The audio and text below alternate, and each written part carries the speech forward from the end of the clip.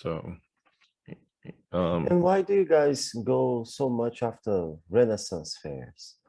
Like, what sparked this culture? for me, it's a different mindset of people. So they tend to be fairly open-minded people. They're kind of into fantasy and superheroes, things like that. And Mm-hmm. they tend to be, at least for me, the sense of humor is there, kind of the puns and just kind of it's a space where you can play. So Mm-hmm. in the United States, we do have state and county fairs as well, where it's like rides and food and shows and stuff like that. And it's kind of the same thing, only Renaissance themed. So they do acrobatics, they do, juggling fire and stuff like that. But there's also this air of a little bit of a suspense of reality while you're there, is trying to go back to a time long ago when things were a little simpler. So Mm-hmm. I've invested in garb that I wear, as well as there's quite a few people, like I said, that work there that sometimes I only connect with them during the fair season. So, and they're all generally across all over New England and maybe even from further away. Like one of the gentlemen I talked to yesterday is based in Minnesota, I believe. So, which is about probably a 16-hour drive from here.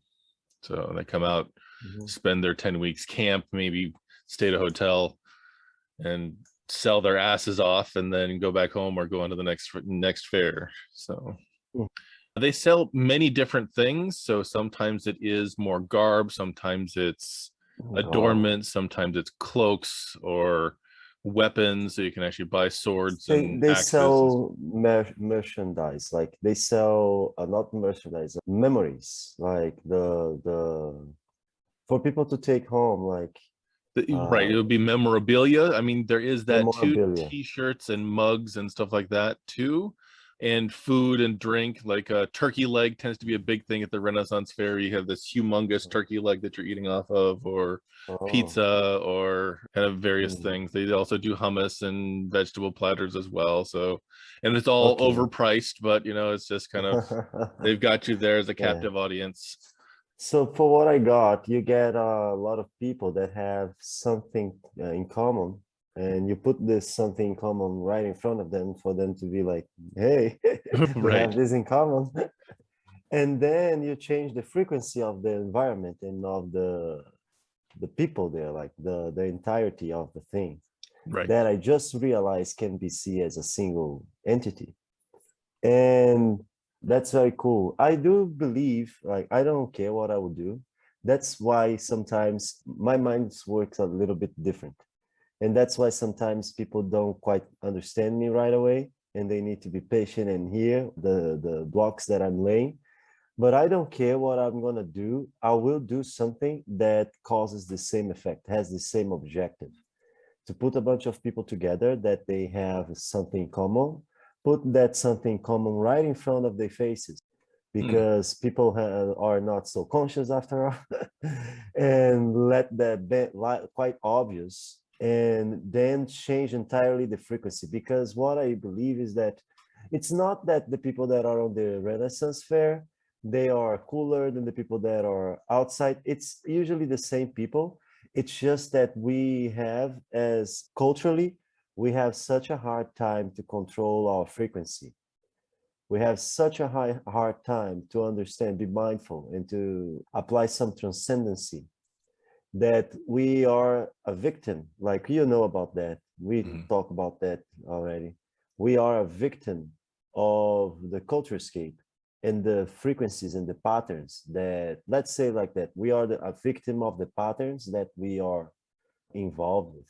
Hmm. So works puts us in a frequency, family puts us in a frequency, and all that. And then we just, when we get into a Renaissance fair, it's the environment that changes our frequency, because it's so out of reach for us to change our own frequency. And people love it. So I think that it's interesting that you point out the idea that we're a victim of the frequency that's around us. And I would say that that's dependent on the person. And yes, for a long time, we learn and we pick up and we model and we mimic what is around us. And that's when you are at the victim level of consciousness versus someone who's then at the manifesting level of consciousness, is where things are happening by you, or as you go on to the next level and things are happening through you. So in this particular environment, even with the people around me, as I'm manifesting where that's at, to the point that I'm getting recognized for it. So I don't know, I actually set an intention, I set a commitment yesterday to talk to at least 3 new people. So we dress up in garb. So I'm wearing a kilt and I'm wearing a shirt and I'm wearing, pouches and a crossbow on my back. I mean, I'm actually like dressed up for this. Before I got fully dressed up, we stopped off at the gas station and I had 3 people talk to me. That was my intention for the day. 3 people at the first stop in town that I talked to me, because I was actually dressed differently, because I'm setting the tone. It's happening through me, not to me, because I've chosen that path. That's how I want to impact the world. And this isn't just something that I do for Renaissance fairs. I wear this outfit. I wear a kilt probably 8 or 10 times a month as part of my regular clothes, because that's the tone that I'm setting through me, that I'm recognized for that. It has people start conversations that I never would have talked to, because it's something that it's different. It's outside of the normal, what they're used to. It is. It's interesting, and it is a conversation starter, because everybody knows somebody who's Scottish, or they are a little bit Scottish themselves, and they have to talk about it. So for me, it's at a point where it's not happening to me anymore. So the Renaissance Fair is certainly a way to kind of connect with more people that are open to that possibility. And there's many layers for this, just like everywhere else in the world. You've got the people who just show up and they wear regular clothing and they're just there to watch the shows. There's other people who actually, maybe they wear a nerd t-shirt, they're a gamer, or they're a superhero fan, or Doctor Who or something else, and that's their level of dress up for the fair. And others who actually wear garb that's close, or they dress up as a Final Fantasy character. I saw a couple of those there yesterday as well, where it's cosplay for them, and they're actually playing that character. And then those people who get into period clothes, where the boots and the pants and the shirts and everything needs to be the same period, because that's a character that they're in. And then there's the performers and the vendors. So I mean, and there's different benefits, there's different experiences depending on which level you're playing at. And it's great to be there amongst people who are eating and drinking and watching shows, is kind of the core premise around this. But as you get a little bit deeper in it, there is this fabric that does kind of get built as this family that's an extension of your own. Because as you said, you're setting a tone, you're setting a vibration, and some people are bringing that vibration and other people are riding the wave. So my goal and where I've been playing is being someone who helps set that vibration. I'm gonna set a new experience in my tree and my queue right now, and that's gonna be go to a Renaissance fair. Yes. Let me Google it. When I don't know like how things are written, I just write them on Google. With Michael. Well, there you go. Yeah. So I mean, since you are so into D&D, going there, and have you ever done a LARP? Do you know what a LARP is? LARP? I don't know what that is. So D&D, sitting around a table, or maybe you're doing it on Zoom and you're actually acting out the character and you're rolling the dice and all that kind of stuff.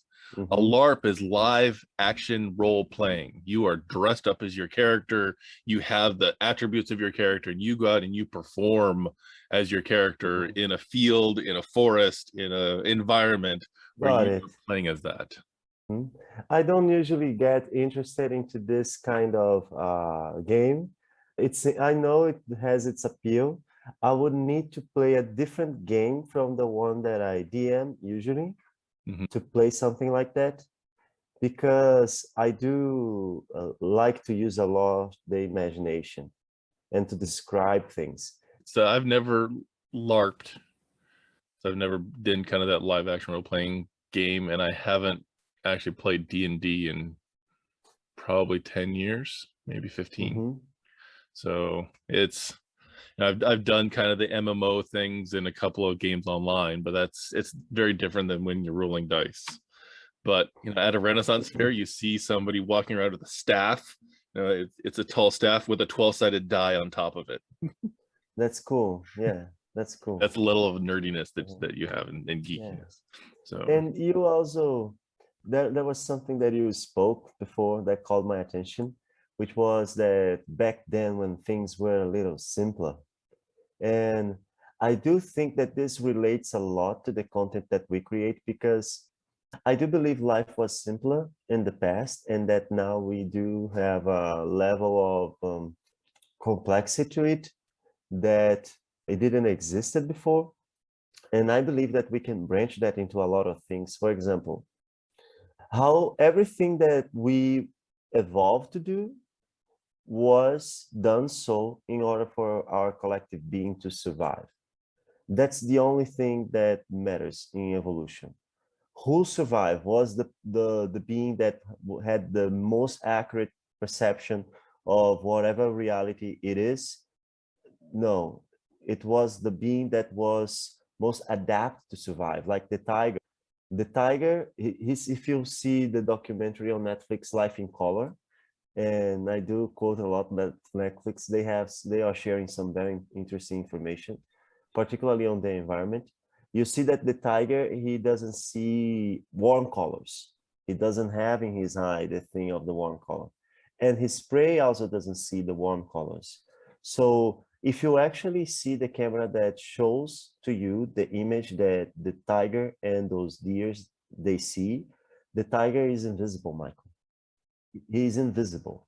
It's not that he's camouflaged. He is invisible.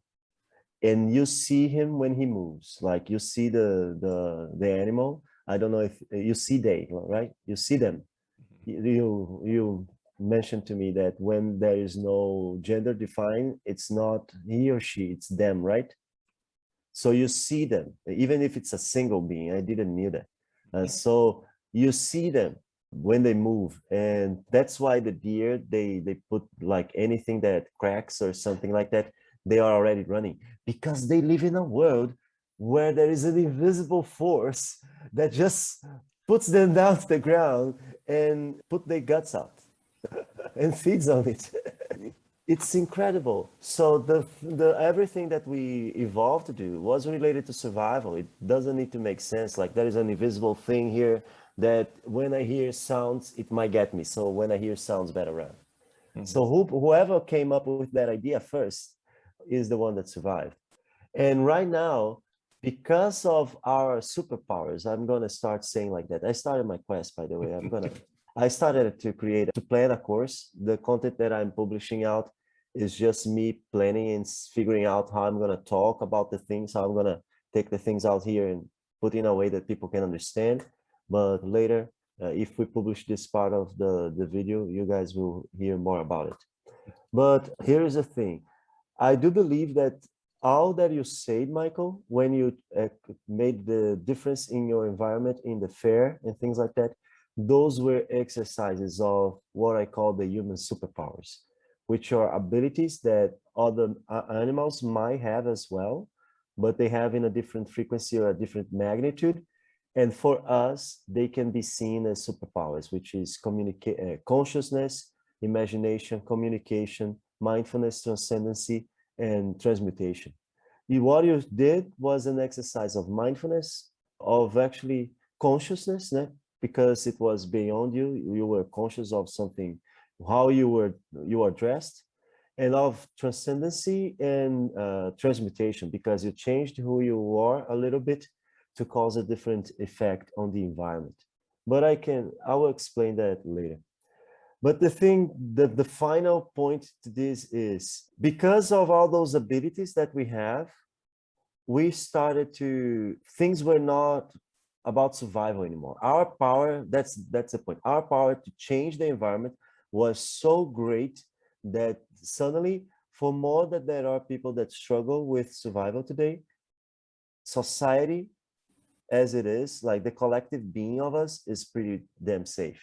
So now we are worried with a bunch of things that have nothing to do with survival, that our body didn't evolve to do, that it doesn't care. Our subconscious mind just doesn't care about all those things. And we learn all those things and as culture influence by example, and they are totally different from what exactly we need.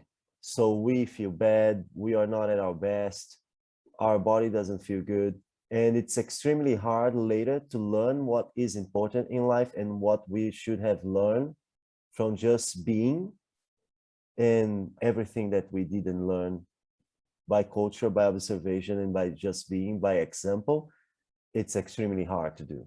So now things were simpler back then, because now our culture doesn't need to do the things that our body evolved to do, to feel good and to tell, hey, you are doing amazingly to us. So instead, we have to create those things artificially. Like I'm actually going through the 10X quest now. And one of the things they talked about is, why does muscle fiber grow? And it's because you survived that last predator who tried to kill you. And your Yeah. body's like saying, you need to adapt, otherwise you will die. You don't want to just barely survive. You want to actually survive and thrive. So it's very much kind of that, you know, we've gotten away from so many of the experiences that allowed us to survive and grow, because we've evolved past that to some degree. So now we need to artificially set up these Spartan races and gyms for workout, rather than you going and hunting out your own deer so you can actually bring it back and feed your people. So we have to then, at this point, we intellectualize this and say, okay, so if I'm not out running down a deer, what do I need to do instead? That I'm going to go run a marathon. Let's go do that. That sounds like a great idea. And it works for some people and it doesn't for others. So it's a matter of then us finding that artificial replacement for those things that allowed us to, you know, impact our superpowers, our gifts, our the things that has us stand out as an animal on this planet. Because I still believe that we are just happen to be one of the smarter animals on the planet, and at least we think we are for sure. So Yeah. but he with I think it's fascinating, that idea of what you just said, of that between the tiger and its prey, that they are invisible and they've learned to react in a particular way to keep them surviving. Makes me wonder, us as human beings, what is invisible to our way of thinking that we are reacting to in order to feel like we need to survive. That's so good, Michael. Like, can you repeat that? Because So with the idea of predator and prey, that they've learned to react to something different, like listen, you know, react to sound, and as soon as you hear something, you run.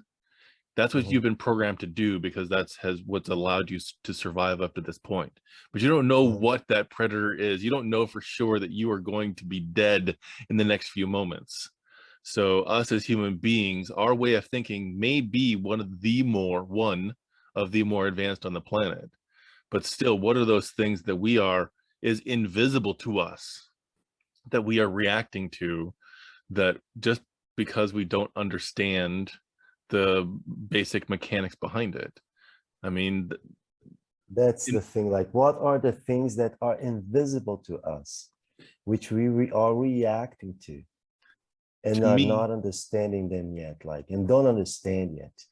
and to me, things like organized religion are taking advantage of that Of invisibility course. for us, because we don't know what the mechanics are behind it. We don't understand why it happens, but we think we know why it happens. So organized religion, cultural scapes, your laws, etc., is, we know what the end game is. It would be best for most people, so we're going to put this in place to keep us heading in that direction, hopefully.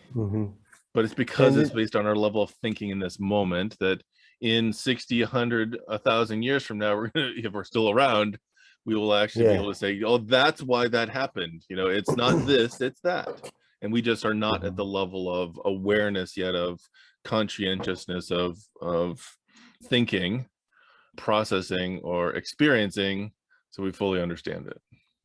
And it ends up being that we get hijacked instead, because there's been a lot of research done around all of these things. We know what levers to push: dopamine, serotonin, oxytocin, are Mm-hmm. hormones that we create in our bodies.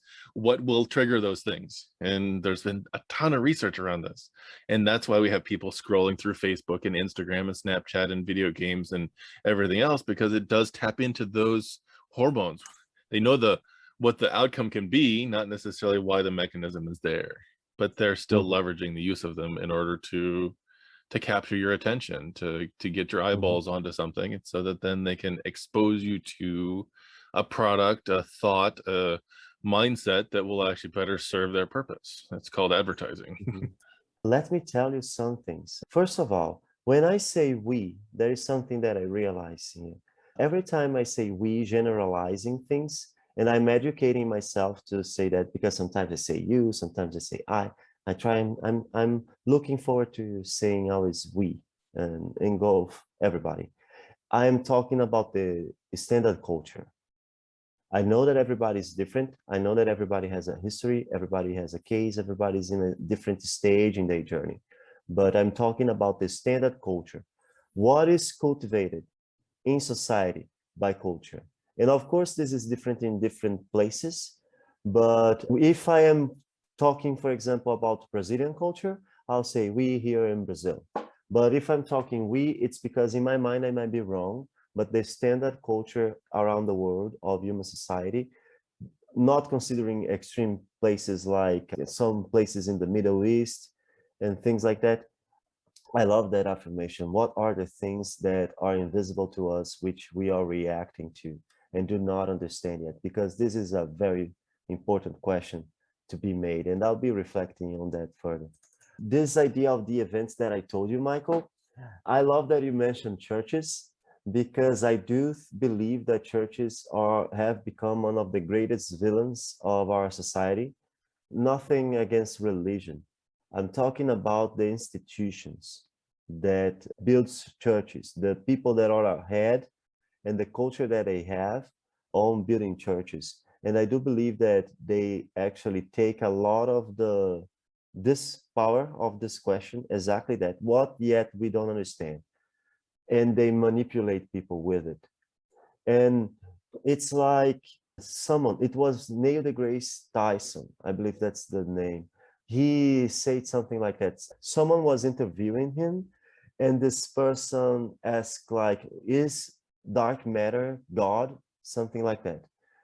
And he said, dark matter is just something that we don't understand yet. It's a force on the universe that we are aware that it's there. We just don't understand yet. And the same way gravity one day might have been seen as a force of God. This is God. God wants things to go to the ground. God wants things to go towards earth. And there was, I believe, an idea of cult to earth around this, like in all religions, because earth is life. We go back to earth, and God wants things to go back to earth. And it's just gravity. Now we understand gravity. And everything that is in the universe, there is an explanation towards it. I'm not saying that there is no divine force on it. Of course, there is a divine force on it. But everything that acts and we see, there is a way to understand. And when we don't understand, we call it God. And I do, if I'm like, I don't know if I'll do it like that, but I would love to do those events, all those rituals that I wish to create, and the spreading of culture through a religion. So it's funny because the summit that we're actually doing in October is about spirit, which is actually coming up in 6 days. So it's one of the things we're talking about, and everybody has their own experience of what spirit is, that divine connection, that thing that's bigger than this material meat suit that we're carrying around.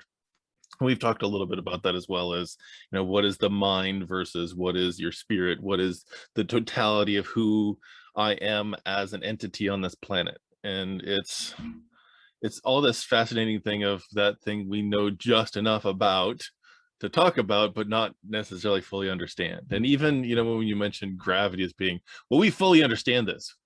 Some people do, and some people don't. And the idea of, if I take this and I drop it, that it's going to fall. Yes, the effect, we're aware of that, and we get that mass creates gravity, So there is certainly some awareness of what that is, and we're discovering more about this all the time. Even the identity of a black hole, the only way we can really determine that it's there is by determining that nothing is there, and that's the deepest amount of gravity that we're aware of in our current universe.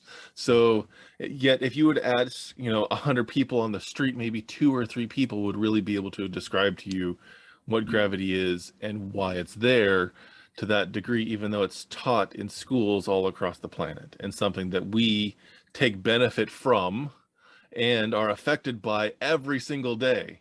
Once again, what else is out there that we are affected by and are experiencing every single day and experimenting with every single day, but we don't really fully understand the mechanics of why it works.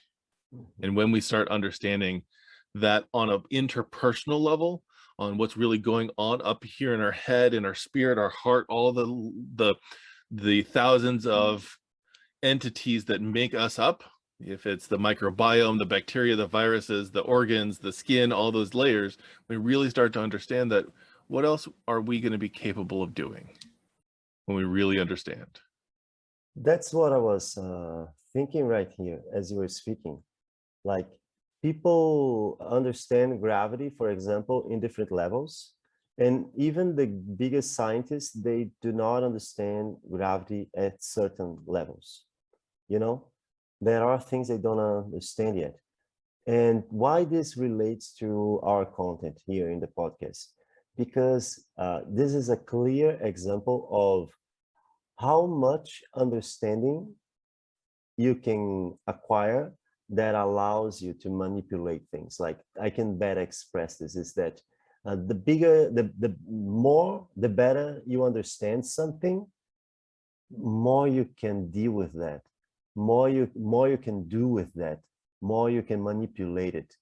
Because when we first understood gravity, we could like use it to create water irrigation systems.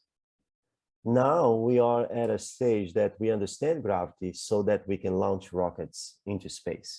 When can we understand gravity so that we can create gravity manipulation? We can create, like, produce our own gravity. Can we do that? I believe that this is something that can be achieved. It's Or understanding to manipulate. or the other side of things, that we can really truly create an anti-gravity sort of situation, because right now it's really expensive to fly an airplane up and then dive it so you actually get to observe the experience of being weightless, that anti-gravity feeling in people. We have, as far as I know, at like a physical scale of the human body, can't create an anti-gravity space to counteract what gravity is too. And I appreciate the fact that you're talking about the idea of the more we understand it, the more we can manipulate it.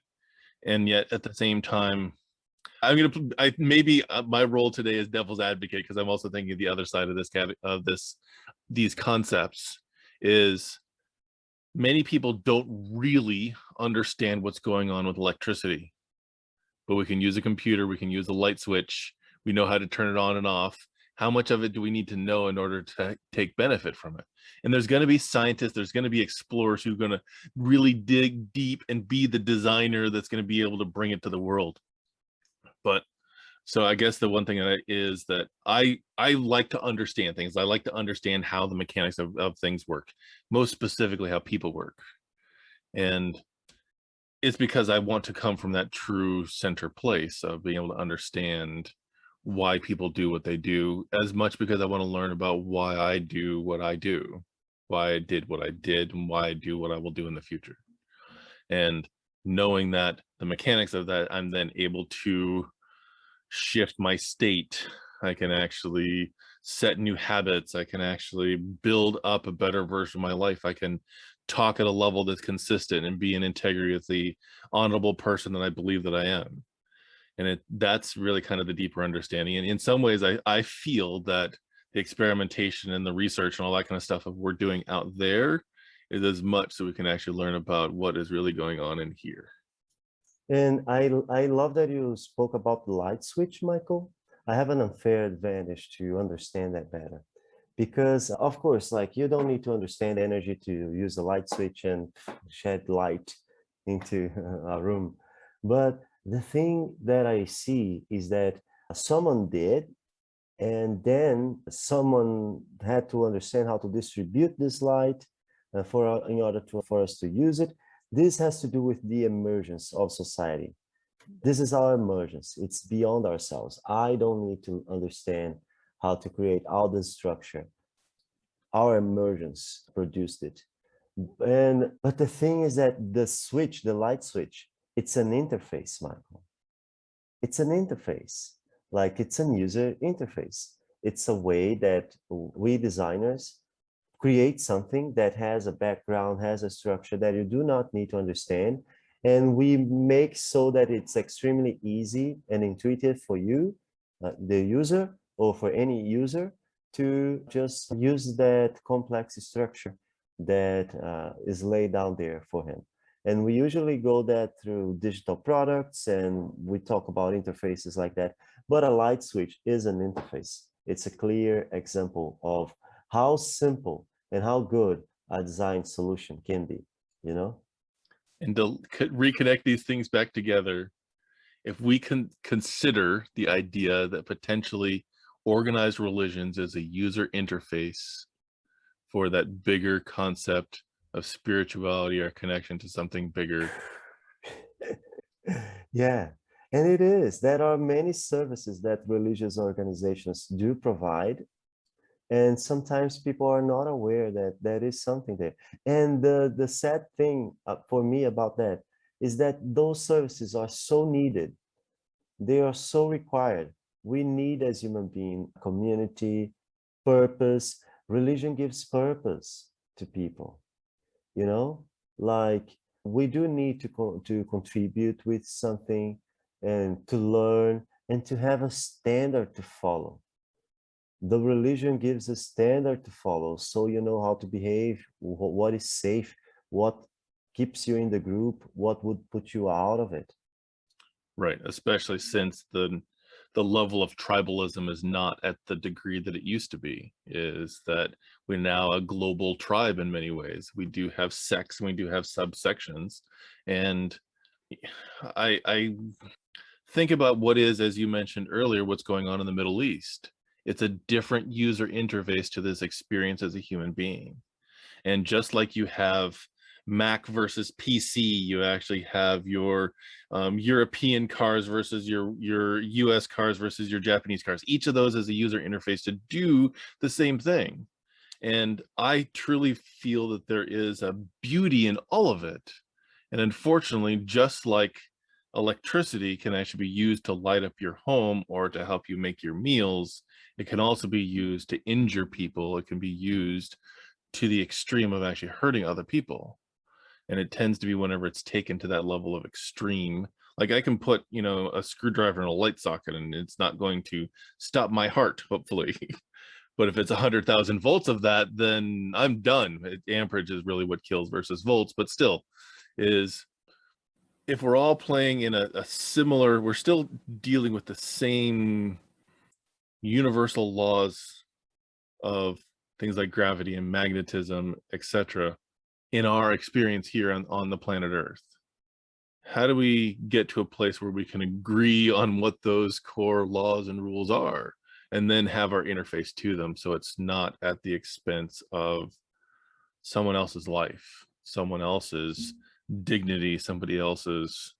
I mean, even here in the United States right now, they just recently put in a restraining order on one of the states that around the idea of abortion, which is a huge conversation. It's a huge debate, definitely often, you know, both directions on both sides here in the United States.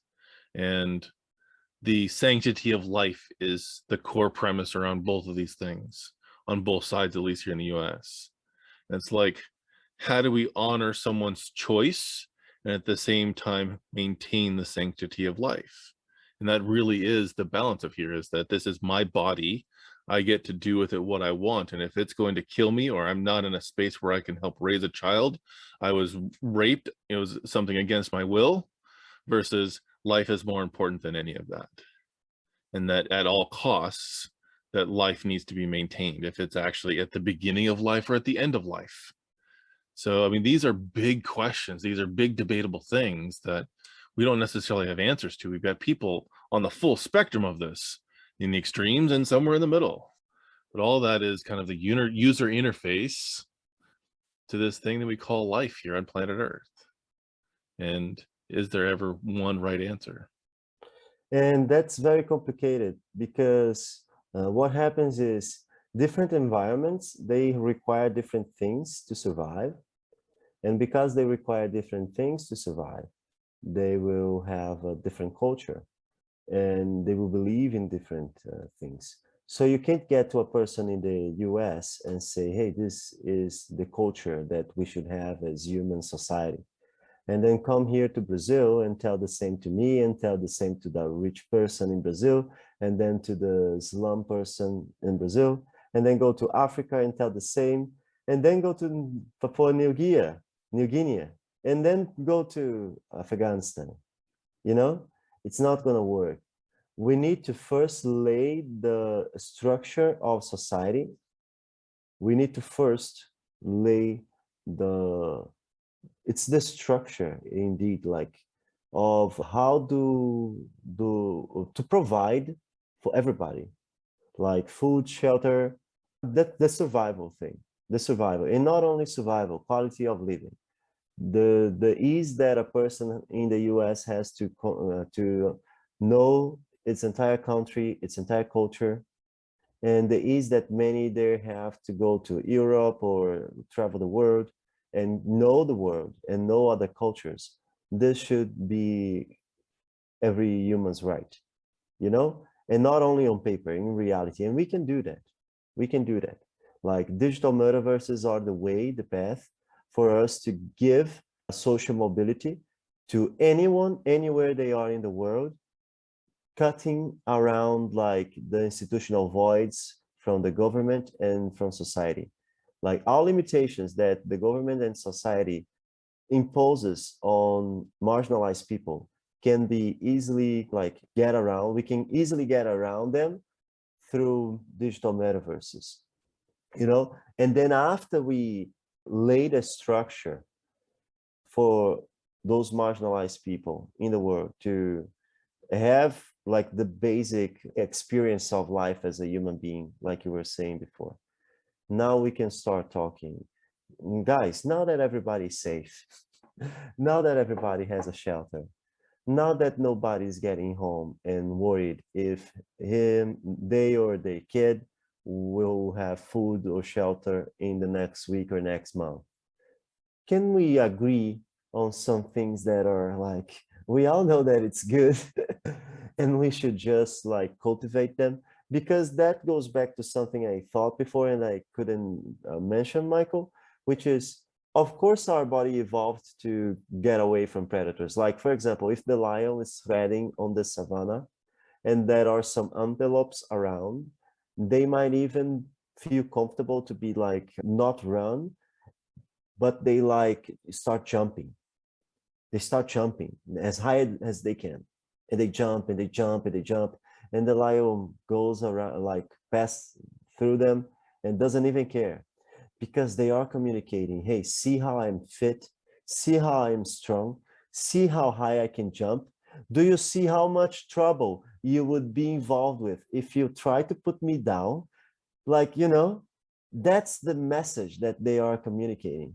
So that's why the babies of the antelopes, they are always jumping and things like that, because they are exercising those muscles to say, hey, I'm going to be big, I'm going to be strong. And if you're going to put me down, you're going to have trouble, you know?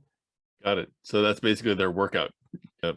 Yeah. But the thing is that we can plan like things, that rituals and events that do not exist today. Like we have some sports, cool, but we can design those sports. Like we can plan jiu-jitsu classes and a jiu-jitsu journey so that the person has this optimal development, thinking about culture, thinking about community, thinking about weak and strong bonds of society, thinking about what else, all those triggers that we have in our brain, because Instagram, they do those things consciously. It's designed But the problem, and this is something that I honestly do not quite grasp why, is why don't they design that to be damn good for the user? You know, that's Well, one of the, sorry, yes. so vegetables are really good for the user, but we've trained our taste buds to think that it doesn't taste good because sugar tastes so much better because the experience on this end is so much better, but on the back end, not so much. Mhm. Same thing I think is probably, I It mean, sells more. it It sells sells more, more. it brings more It's people in. It more actually, it's addictive. fast food information. Let me just, before you say this, which you remember, that's the problem. It sells more, and the industry is choosing the easy path. They want to sell more easier. And that cultivates a whole environment of scams and bad marketing and things like that. Which is true, is that, you know, it's it actually was the subject I wanted to talk about for our podcast for today, which is change versus comfort. And it's actually Yeah, more comfortable. It I was was more, interested in that card as well. so it's comfortable, it's easier. It's if we do the things that we can pull one lever instead of pulling five levers to get people to come back. And it's, you know, it's unfortunately the system isn't built in a way, our human feedback system isn't built in a way where anymore that the levers you're going to pull that are easiest are the ones that are going to allow us to thrive. And in it's this odd evolution of the human species is, as you said, we've gotten away from this level of survival for the most part. Let's say 60% away from survival. Our life expectancies have gone up 100% in the last 200 years. I'm making that statistic up and I'm owning that.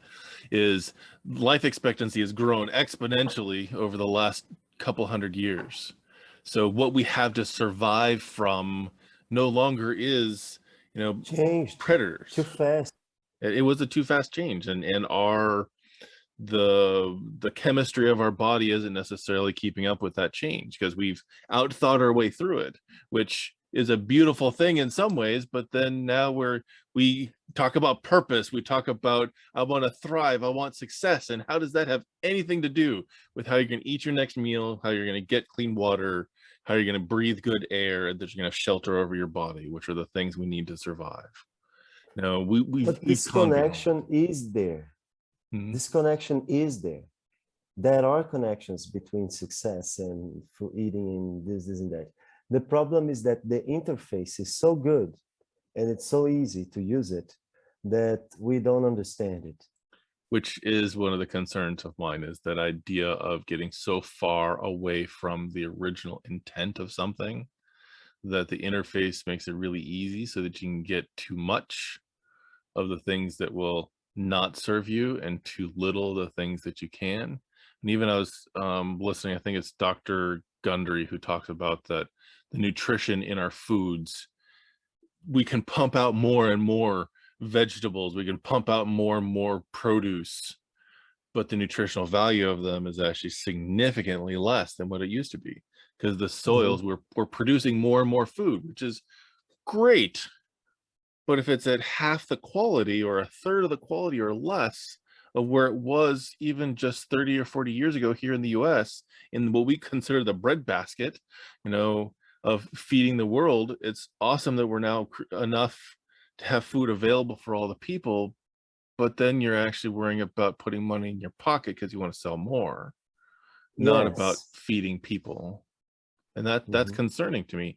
And the system's not built in most of the world where the intended goal is more nutritious food so people can actually thrive. It's a matter of putting more money in my pocket so my business can make a profit. And you know why I mentioned this, you know what? I mentioned this before, that we have a similar, our emergence as humans, like the product of the sum of the total, like is one very similar to cancer. And this is a clear manifestation of that similarity, because what is a cancer? A cancer is a cell. I'm talking in layman's terms here. I'm not a medical doctor. So sorry if I say things not so accurate as they could be. So it's a cell that forgets its purpose. It's damaged somehow and it forgets its purpose. And it just remembers to reproduce and to get nutrients. So this cell starts reproducing, and they become a mass, some sort of organ in there. They merge together and they start to reproduce, and they might, like I believe the malignous, the bad type of cancer. I don't know if we can say cancer on YouTube. Like YouTube has some very interesting policies. It's very sensitive. Society is sensitive lately. But here we are, this mass there, and it just takes nutrients out of the body, and it kills the body and starts to spread, things like that. That's exactly how we do. We have enough abundance so everybody can go around and people can live modestly, people can live wealthily. There are many options, everything's possible. But the challenge is like capitalism. Capitalism is not a bad thing. It's a tool. It can be used to good, it can be used to harm. And it's great, like, for example, stock market. It's great. You can get $10, I don't know, and join the stock market. You be owner, you have participation in the biggest industries, companies in the world, and you make a proportional return over your investment. That's great. What's the challenge? People are not educated to use those. And there are some people that wish to keep this ignorance and they wish to retain this knowledge just for themselves. They are a cancer inside it's like this big thing, because they are draining our emergence, our society, just for them. You know, it's a bad thing inside a bigger bad thing. And that's very challenging for us as society to change and overcome that. But I'll tell you something, Michael, and for you guys in the audience. That's what I was saying before about why they don't solve that to be damn good for the user about Instagram. If we start, this is something I learned in my experience, and that are years of experience to support that. If we just decide to design since the beginning something in a way that it's just accessible, it's our matter of design. It's our matter of purpose. We need to design with purpose. And the business they are created, like Instagram is created to sell ads. It's created to capture attention and sell ads. What a poor design. What a poor purpose for the best Instagram is. What a poor purpose. If you know, like I wish to create something. It came from other things, but the focus that they decide to do is this. Oh, we can grab people attention and we can sell advertisement through it. So let's design to grab people attention, to put them in the automatic, to put them in a reactive state where they see triggers and they react to it, and let's sell them things. That's the design. The difference between Cybers, Aaron, you know Aaron from Mind Valley.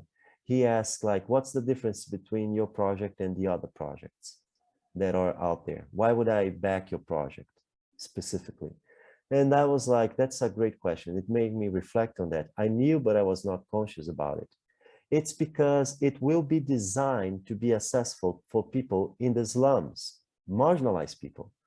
There will be other games like Axie Infinity, great game. You can play and you can make money. And it's all on the blockchain, all on NFTs. But it costs around $1,000 for you to start with a good account. So it's not accessible for someone that is marginalized.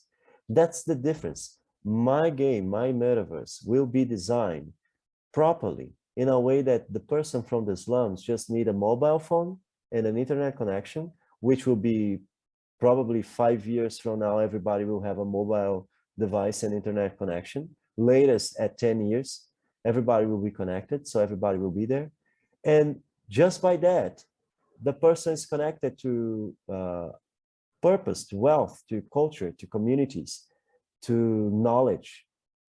It will be designed to that. That's the purpose, you know? And we need to do more business that are designed with a purpose for the community, because that's what might just change the world.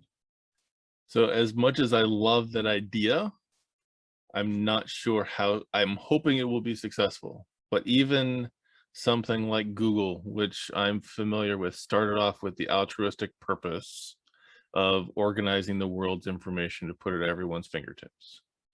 And where they've actually shifted to this point is having more places that they can monetize that information so that people who are willing to pay can put their information in front of people who are looking. And it's made them into one of the biggest companies around information on the planet. Mhm. And it's a term that everyone knows. If you've actually been on the internet, people know the term Google, and to the Mhm. point that it's a verb now, which they fought tooth and nail to have happen over a really long period of time. Because then they lose their brand strength. Though places like Instagram and Facebook and Snapchat and TikTok, all of its intent, the original intent, I think, for many of the owners and the founders and the starters of this was to make it so that it was helping people. It's serving a purpose. It's finding an area that is difficult for people and coming up with a solution for it. In order to survive in the ecosystem of the marketplace, though, you've got to be able to get a return on your investment there. And that's where many times this idea of advertising comes in, is someone else is willing to be put into that space to have their brand be shown to other people with the intent that hopefully at some point that awareness or that sale or whatever that is will then bring back revenue for that outside third party. And it's there are some people that I watch as far as influencers and speakers that are out there that they do a great job of getting great information from from their own voices or from others, and then smack dab in the middle of it, it's like, now I need to tell you about this product. And that's the way that person is then representing in some ways or passing on information about this product, that's a great opportunity for you to fix another problem that you have in your life or make something in your life easier. Awesome. Mhm. To me, it's that dirty side of the marketing, of the advertising, of the I'm sitting here and I'm listening to someone talk for an hour, and then in the midst of that, let's say it's on YouTube, we now have 7 spots in an hour that YouTube is providing ads, and then the person who's actually making the podcast themselves is also advertising to me about another product. So I guess my question around the whole cyber universe is that you've got this core principle, which is a strong one, but then wrapping it in a way that will be self-sustaining moving forward without it actually going down that dark path of it's all Minority Report and I'm watching you, everything that you do, and I need to show an ad just for you because I know all of your preferences. So here you go. In the last 3 days you've had hamburger, so I'm going to put a hamburger ad in front of your face because I know you want another hamburger. Mhm. And I understand that. Again, it comes to the power of questions. What are the questions that those designers, those people are making? And that the willingness to go the easy route, you know, because this is what I may call, give it a name, market manipulation versus product or company business service comprehension. Let's say it like that: market manipulation versus product awareness. That's a better name. And here's the thing: Instagram, for example, great example, uses market manipulation. You go to send a message, a direct message, but there are triggers there that specifically are designed to put you to engage. And you see a story, you click, thing turns. Every animation there is on purpose. It messes up with your brain, produces a result. And then you are there seeing stories and you go and see advertisement. And here is the burger that you bought 3 days ago or 3 times this week. And that is that. It serves, but it's the easy route, Mike. It's the easy route. And that's a problem with humanity. Like Java, for example. I heard that JavaScript, I believe it's JavaScript, is a very bad solution. And there is another thing that does the same purpose and it's much better, way better, in a different magnitude. No, not in a different magnitude. Otherwise, I think that they wouldn't just use it. But Java is much easier to implement. It's easier. So Java took over the world, and nobody knows this other technology. They just know Java So script. just to be clear, Java Java and is different JavaScript, from, two very different things. yeah. JavaScript is in the browser, is very much about the user interface. Java is both the interface as well as the backend. So I know Mhm. that you see Java potentially back here behind me. So I know a little bit about Java and a little bit more about JavaScript. And though, Mhm. you know, it's that odd thing is that over time the solutions that we come up with aren't always the best according to some criteria. I mean, if we want to go back technology wise between VHS and Betacam, I mean, VHS is the one that won. Memorex won that versus Sony's Betacam. Only professionals tend to use the Beta. That's like 35, 40 years ago. Now, even if we look at the technologies around DVDs, you know, the layering and the security stuff, there was 4 or 5 companies that were competing for that as the end standard, and one came out on top. I can't tell you that it was the best, but it is the one that's the most commonly used in Mhm. different regions. So are we always going to choose the best solution? Is it better to have a huge strawberry that's the size of your fist but has no nutrients on it, or do you want something that's small, that's sweet, and has all the nutrients you need? Well, in our eyes, bigger is better. So of course I'm going to go for the bigger one because that obviously has more, right? That's market manipulation. That's exactly that. And the thing that I talk about product awareness is like, for example, I'm not against advertisement. Let's put advertisement. Advertisements are great. They pay the bills. Like we can have advertisement. We can have also better solutions to monetize things. We can do. But let's talk about advertisement. What about if the user, I don't want to be showing him things that he's not interested. What about I have a culture where I explain and the user understands that he needs to engage with advertisement. And he goes over the fragility of being, oh, I don't want to deal with that because people don't want to deal with that. And he understands that I buy things. I use marketplaces. So this is actually good for me. And he goes and he sets up the things that he wants. He sets up a wish list like Amazon does, you know, like, but we educate the person to do that, and we reward them in other ways. Like, let's say that if you go inside the game and you filled your advertisement profile, you say the things that you are interested, you say the products that you already owned, and depending on the level of information that you put there, we reward you with some tokens, some NFTs, you know? And we educate that person about the importance of doing the advertisement to create those rewards, because the advertisement money will be divided with the treasure, community treasure. And then those people, they start to understand why that is good, and because they understand, they can manipulate it, they can use it in their favor. And what it happens is that we will just notify them that they have an ad that fits their criteria, and when they want to, they go there and they engage with it, and they might win something like karma.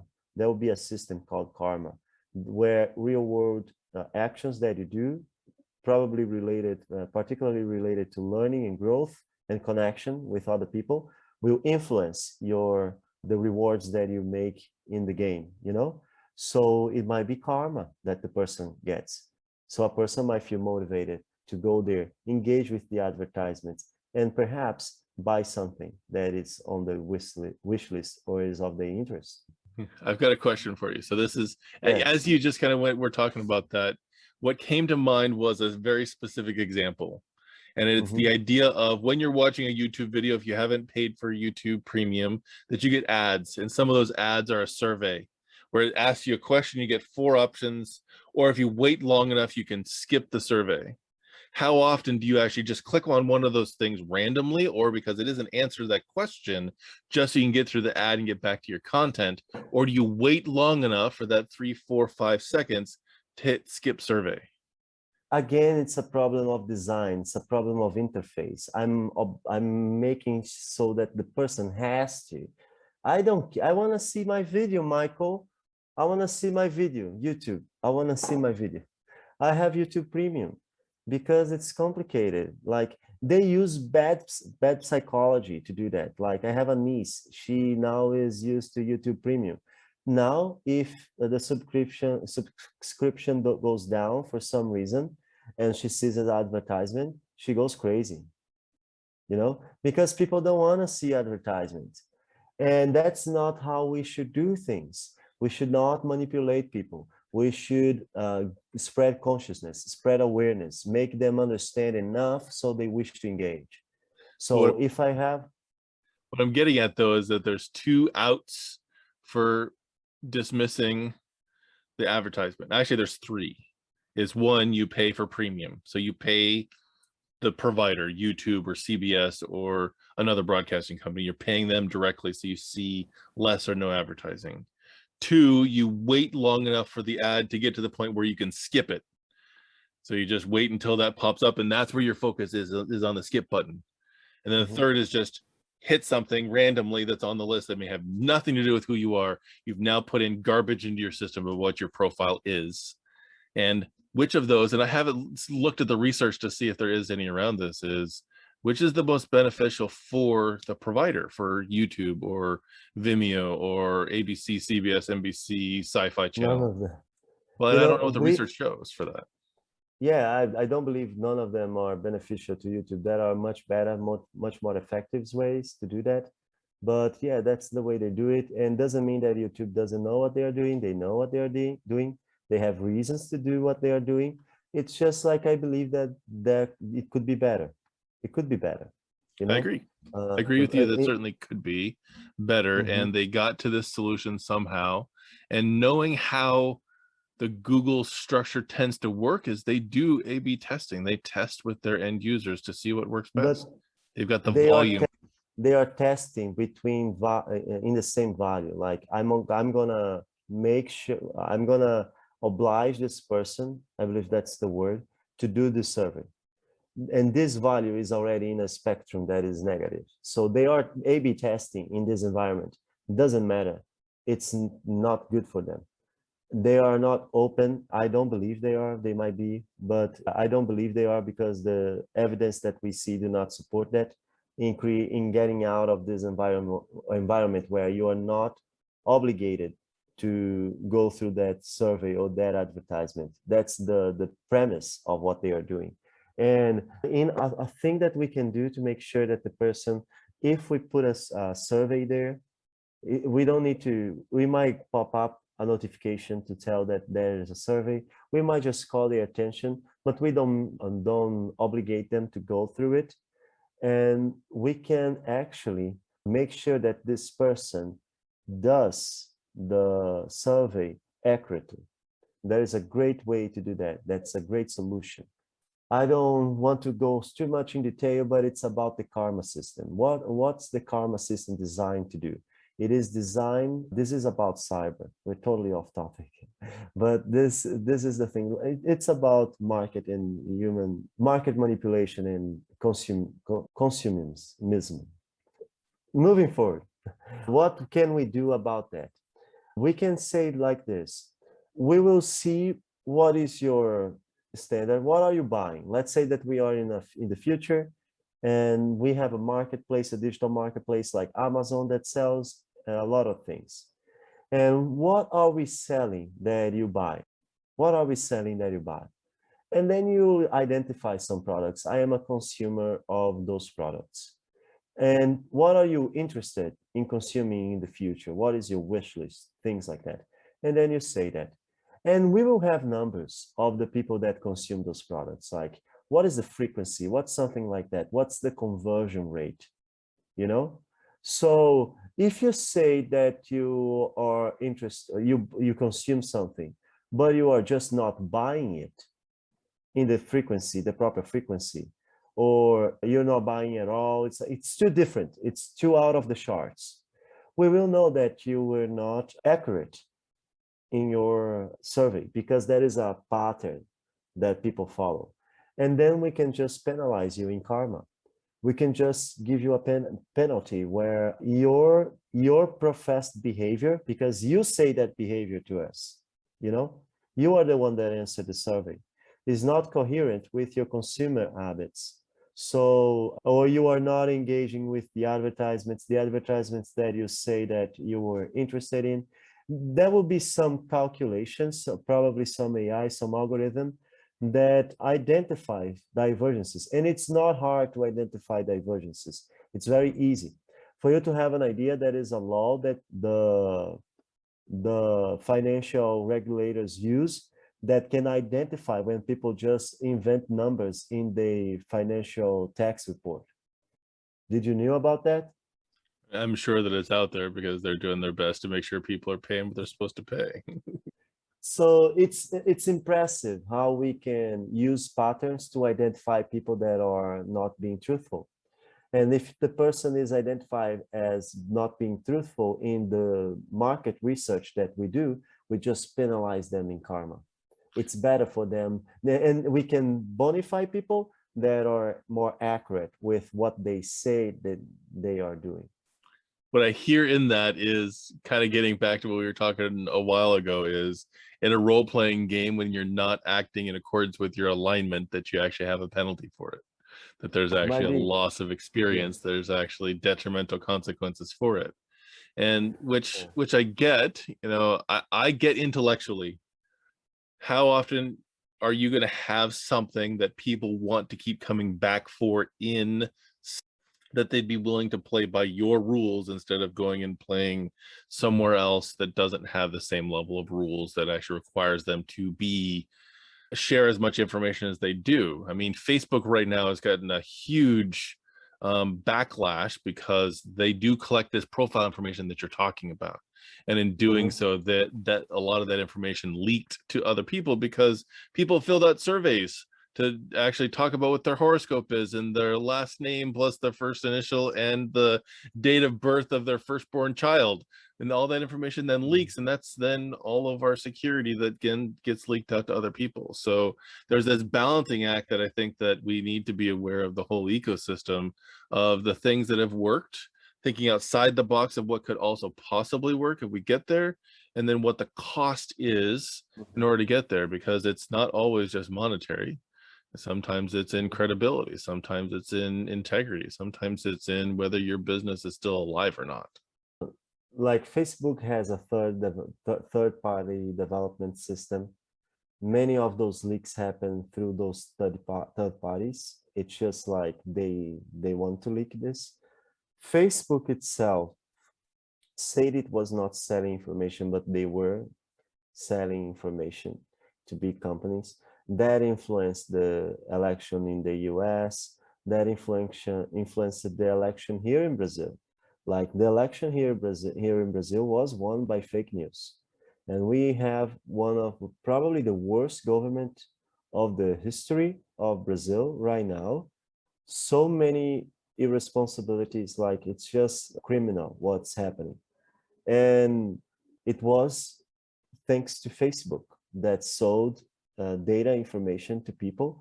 And not only that, because it was that company, I forgot the name, they were British. And not only that, this advertisement system, you just can advertise any truth that you wish. And that's it. For you to have an idea how fake news are going on here, Michael, that is a mayor, I believe, in a nearby city, that the tribunal make a decision and the justice made a decision. And the mayor, instead of adhering the decision, he decided to publish fake news saying that the decision of the tribunal was a fake news. And people are going crazy, like, because he's just saying that it's fake news. Yeah, well, and very similar to us with Trump saying that they're stealing our election and let's riot and then take over the Senate. I mean, even though none of that information was accurate and put a lot of people's lives in danger. It's like, yeah, well, well, I do believe that we have covered some very nice topics, but we are just gone too far, spread so much. I think that we can probably have a very nice off-topic podcast that is related with what we do in this content. So thank you for being part of this conversation with us. I know that you are hearing Bruno and I going back and forth, so we'd love to hear your feedback on that. You can leave a comment about any of these ideas. If they sparked a response in you, good, bad, or indifferent, we'd love to hear that. And if there's more that you want to hear about this, as we kind of flesh this out from our perspective, we'd love to hear that as well. If you could actually post that as a comment here, send us an email if you'd like as well, if that actually feels better to you, at michael@elevateyourbest.com. We will be happy to actually engage in more of these deeper conversations. If you want to hear some of these conversations in the future as well, please make sure to subscribe, because that actually allows us to know that this is really interesting concepts for people to hear. And if this particular episode has really got you excited, or really got you fired up, or really got you passionate about something, hit that like button. Let us know that this is something that you really enjoyed. If it's been horrible for you and you actually did not like this at all, mark that as well. Challenge us. I'm up for the challenge for us to carry on this conversation to a different level. That's actually where we learn, is when we are challenged to see things from a new perspective. But it's not that it was bad, it was great, and people are interested into that as well. I draw the line when I thought about speaking on aliens, gravity manipulation, like, because you are aware, right, that there are evidences, I don't know if they are true or not, if they are a manipulation from the government, but there are evidence that there are aircrafts in circulating in our space, like in the atmosphere, that they just probably use gravitational technology. Okay. I can certainly see them getting to a point where they're doing that. It's not something that mainstream is fully aware of yet. So I know that, like I said, for movies, what they do is they have a aircraft that they take up really high. They actually dive for like 10 seconds and they record them while they're diving. And that then looks like they're in zero gravity. Rather than taking them in space and recording them, they do it that way because it's less expensive. But actually, I'm not talking about gravity, like creating artificial zero gravity. I believe I'm talking about spacecraft that have gravity propulsion. Gravity propulsion. They are propelled by gravity technology, like they produce their own gravity, which is what people call UFOs or UFA. No, UAF, an identified aerial phenomena. And because there are like footage from military, things like that that are going out, and many military people are saying that they have witnesses those phenomena.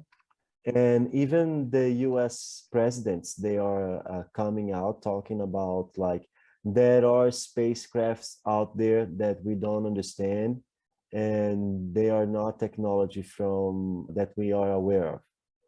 And there is a report that came out from the Pentagon, but this report ended up being just like, we will need more time to have more information on this, to prepare to release this information. The government demanded this report, they complied, but in the report they were like asking like an extension. We need more time to prepare to convey this information, so they get some more time. So we don't know if this is a plan on the government to start releasing this information just to manipulate people, because that's very possible. But there is also the possibility that they are just releasing this information bit by bit in order for people to get used to, and not just getting to the president of the US, like into the place where they make announcements and say, hey, there are unidentified aerial phenomena that like they did that, but it's like it would be different like to make an official statement, you know. But Barack Obama has said that there are spacecrafts that we identified we locate, like we engage with them, and they are not of technology that we are aware of. Got it. Interesting. Yes, that's interesting. Yeah, So once I don't again, know. like where we started off, is it's something that we are not fully aware of that seems like God or magic because we don't understand it yet. It's beyond our Yes. comprehension so far. And and when you spoke about that, the 600,000 years in the future was 600 years Years. that you Yeah. years, yeah. We will probably be here 600 years from now. We'll probably here a few thousand years in the future. I don't know millions, but a few thousands will probably be here. And the thing is that we are already here, modern humans, for 200,000 years. Modern humans. I do believe that we had some cataclysmic event very recently that we are just not aware of. I wouldn't doubt it. And that's why I'm wondering if Mother Earth is just going to shrug and we're going to no longer exist here on the planet because we're screwing things up with climate change, with all the coastal cities being gone. So get to high ground kind of thing. And who knows what's going to happen over time. But we're slowly losing more and more species of animals on this planet. We're losing, we're gaining population, more but better, or larger quantity, but not higher quality. That I think that there's Mhm. going to be something that's going to happen that is going to level the playing field again. Like you said, either a cataclysmic event or something else. And I don't know where we're going to be 1,000 years from now. We might be here. We might create an arc and have to repopulate the planet like any number of the movies and TV shows that have come out about the same concepts. I think it's similar to what you were talking about before, is it's readying people for whatever possible may come in the future. If it depends on me, we're going to transcend to a much better presence in the planet. I hope so. Because, yeah, because that's totally possible. It's just that we are too unconscious. We need to spread consciousness around, Michael. And we even talked about a little bit on the levels of consciousness, but this is something very important because it's a superpower. Just because you're human and you have this superpower doesn't mean that you are using it. Right. So we need to learn how to use those superpowers, because when you learn how to use them, they really become interesting. Cool. Yeah.